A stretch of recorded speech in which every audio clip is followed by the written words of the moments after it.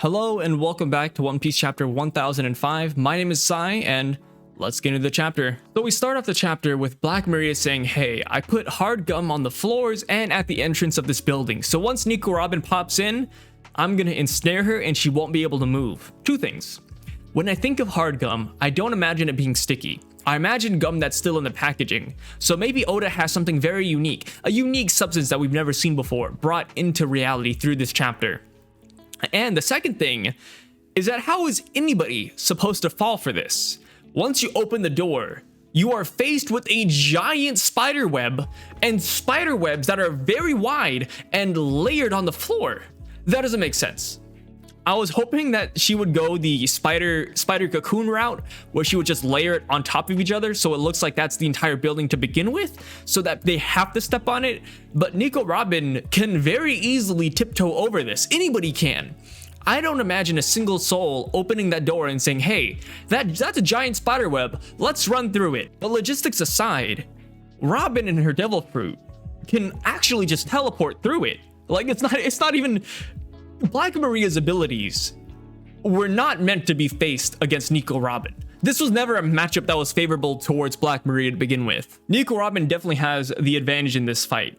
So anyways, onto the chapter. Before I get too sidetracked, onto the later portions, we have Black Maria putting on the brass knuckles. She's beating Sanji down, and this is when Oda personifies the spider underlings with Black Maria as the audience. They're just saying, wow, he's taking this beat down, he's not giving up his Nakama, like, wow, what a great guy, he's such a stud. And then, I love this part, where Sanji says, hey, wait. If you keep on beating me, if you keep on hitting me, I can't say a single fucking word. Like, it makes so much sense. When you watch a movie or any scene that has torture in it, you always wonder, like, how is the bad guy supposed to say anything when we're just beating him down? You might as well gag him at that point. Just put a fucking sock in his mouth and ask him where Batman is. So Sanji says, wait, stop hitting me and I will call out for Nico Robin. And this is when Black Maria stops and the audience, they're like, wow, what is he gonna say? He's gonna say go to hell, isn't he? He's gonna say something really cool, his final words. He's not gonna give up his friends. And that's when Sanji defies all expectations. The audience, Black Maria, just everybody. And he says, Robin, save me. The impact of Sanji saying this is huge.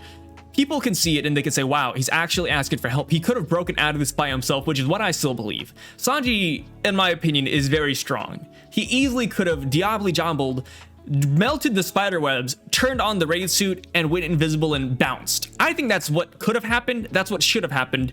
But this point right here where Sanji says, please save me, I feel like this is more important for his character. So Sanji, leading up to this chapter, has always been faced against these female villains. He's like a magnet towards females, bad ones, always bad ones that just relentlessly beat him.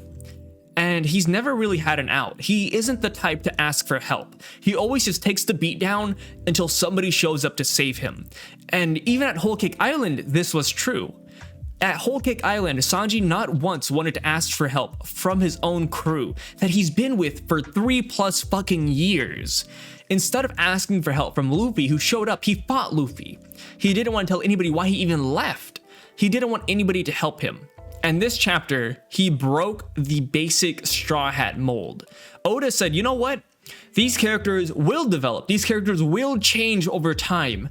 And he had Sanji ask for help. Characters change in One Piece. I'm not saying they don't, but they change very minutely. They change minutely over the course of 2+ years. The Straw Hats, when we first met them, they're the exact same characters as they are now, with minor tweaks and changes. Sanji just took a huge step forward in my opinion. I think this is Oda's way of saying, hey, these characters are going to evolve, and I love that. I love seeing characters progress and grow out of their former shells, and that's exactly what's happening here. So once Sanji says these words, it's broadcasted all throughout Onigashima, and we catch a couple of reactions. First off, we have Pooh, who is still fighting Drake. I don't know how this is still a fight and how it's going on, but it's happening, which you could argue, that's not Drake, that's too poorly drawn, it looks like fan art. It kind of does. Well, my personal opinion is that this doesn't look like Drake at all. I can't imagine Kaido's crew having any other ancient Zoan fruits. I don't think the Smile fruits can actually replicate really unique devil fruits like Marco's Phoenix fruit or, you know, a dinosaur fruit. That's just not possible, I think. But either way, that's happening. We have Chopper still looking for the cure for the Frost Demon virus. We have Kid's crew and Law's crew both commenting. Law's crew saying, hey, like, is that one of the Straw Hats? I swear, if Beppo was on the 3rd floor, he would go to save Sanji in a heartbeat. I fucking love Beppo. And then we have Kid's crew saying, oh, how pathetic, which is very predictable. Kid's crew is the antithesis of the Straw Hats in general. So while the Straw Hats are based off of camaraderie and friendship, Kid's crew is nothing like that. So very predictable that they think that's pathetic. And that's when we move on to my favorite reaction, which is Marco's. Marco stops and he says, oh, what a lively bunch this is. Which the reason why I think he's so lighthearted and why he understands the situation is because he was part of the Whitebeard Pirates. The Whitebeard Pirates are very much like the Straw Hats. They are a group based on family ties. They all treat each other with the utmost respect. They're Nakama. They stand up for each other. And with Sanji asking for help, that's no little feat. That's not something you can ask of anybody. You could only ask for help from people you know and love and people that you know will show up. And Marco understands this. So while a lot of people are bashing Sanji for this, I think it makes a lot of sense. It shows the progression of his character. It shows the depth of the Straw Hats. And from there, we get the final reactions, which are from Jinbei, Frankie, and then the most importantly, Nami and Usopp. I love the way Nami says it. She says, oh, Sanji has to be fighting a female. That's the only explanation. Sanji would not lose and ask for help unless it was a female. And then there's Usopp, who I think this part right here where Usopp notices where the voices are coming from, I almost feel like this is Oda setting up some sort of God Usopp situation. I feel like this is Oda's way of setting up Usopp later on to have a very, very important role within this war. I think by having him notice that communications network, I feel like somehow he's going to try and hijack it and to relay important information about the battle amidst the chaos. Everybody's gonna be lost, and then here's Usopp saying, hey guys, do this, do that. I can imagine him being a fucking war general during this. So after that is where we cut back to the Black Maria and Sanji situation, which I gotta say, I've always liked Nico Robin, but I never thought that she had this crazy development. She was never like a character that pulled my heartstrings. But let me tell you, this chapter, she was robbing my heart. So this chapter was not only just a glow up for Sanji, but for Robin as well. When she shows up, she says, hey, seeing my friends being mistreated, that brings out the devil within me. I love that. I love that because it refers back to her Devil Child Wanted poster. And then after that, she gets a couple of good lines. She says, hey, you've made my day. Thanks for counting on me. Which, my heart, dude. Because seeing everybody's reaction and knowing that, oh, like everybody thinks that, you know, he's a loser, but the Straw Hats know what's up. That's fine. But once you get Nico Robin's reaction, because Sanji specifically called for Robin, because that's what Black Maria wanted. And just seeing Robin's reaction to that and saying like, hey, it's no big deal. Like, thanks for asking for me. You finally asked for my help. Seeing Robin respond that way to Sanji's call for help just is like positive reinforcement. If you had any doubts whatsoever that maybe I shouldn't have called for Robin, this kind of this solidified it and said, hey, no, you made the right choice, Sanji. This is the correct path. And also, speaking of paths, I think this is where Sanji will cross paths with Jack. Jack is also heading to the treasury room. That's exactly where Sanji is. They're both going to kill and help the scabbards, which I think is a good matchup. Sanji fighting one of the commanders of Kaido's army makes sense. I feel like he is of that level, although Jack is kind of the lowest. But Jack is also injured, Sanji's injured, it only makes sense. And I also think it's kind of important to note the fact that Jack and Sanji are injured. If Sanji were at full capacity and he were to beat a Jack that's injured, then people would say, oh, he could only beat a commander when the commander's already been beaten by somebody else. We don't want that to be the case. We don't want that to be a point that people are making when they're power scaling Sanji. So that's why I think they both have to be injured to make this a proper fight. Granted, Queen is also still missing, so that could also be another potential matchup for Sanji, but I can't see him taking out Queen when Jack is also heading to the treasury room, unless the person in the treasury room is someone very special and can actually fight. Then maybe they can take on Jack, or maybe the scabbards might even be up and ready to take him down once again, and that will set Sanji up for a fight against Queen. But speculation aside, onto the final parts of this chapter, we have Yamato and Momonosuke and Shinobu. They're all wondering what to do because they're like, oh, they must know we're here because there's one of those rats in the walls. So that's when Momonosuke gets another Chad moment and is hidden in between Yamato's boobs. This kid is getting too much. The boobage that Momonosuke has gotten throughout the series is phenomenal. People are trying to rationalize this. They're like, oh, Momonosuke beforehand was just being pervy, and now he's not being pervy anymore because it's a life or death situation.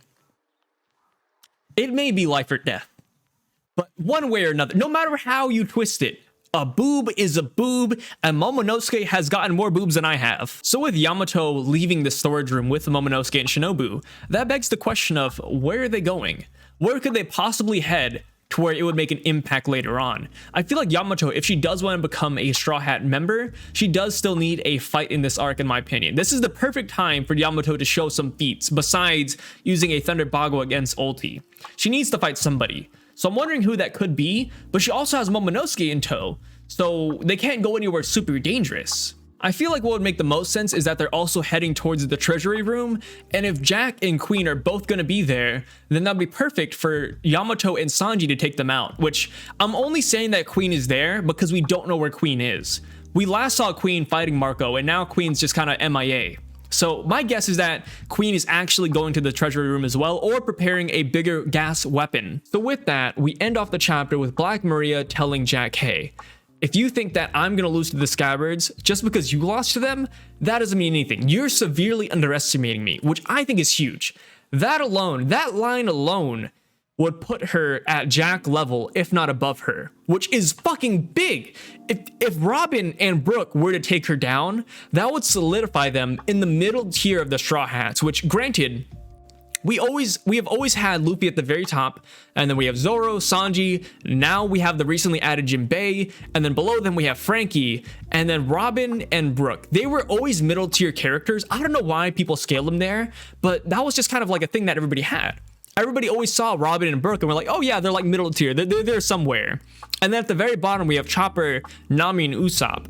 I feel like with Robin and Brook beating Black Maria, this would solidify them in the middle tier along with Jinbei. Ideally, we don't want a middle tier. We don't want a high tier. We don't want a low tier. We want all the Straw Hats to be very, very strong people. So that being said, if we wanted all the Straw Hats to be one tier and then Luffy, we need them to all have very significant and strong fights. With Robin and Brook beating Black Maria, I think this will solidify them up there. Now we just need Nami, Usopp, and Chopper to have amazing fights as well, which Chopper has his hands full. And then Nami and Usopp are both running from ulti in page 1, and also distributing Kibidango, which I think is very important. But I really do hope they also get a fight so they can get a glow up within the crew. But anyways, guys, that's the end of the chapter. What do you think about it? Let me know your thoughts down below. My name is Sai, and thanks for watching. I'll see you next week.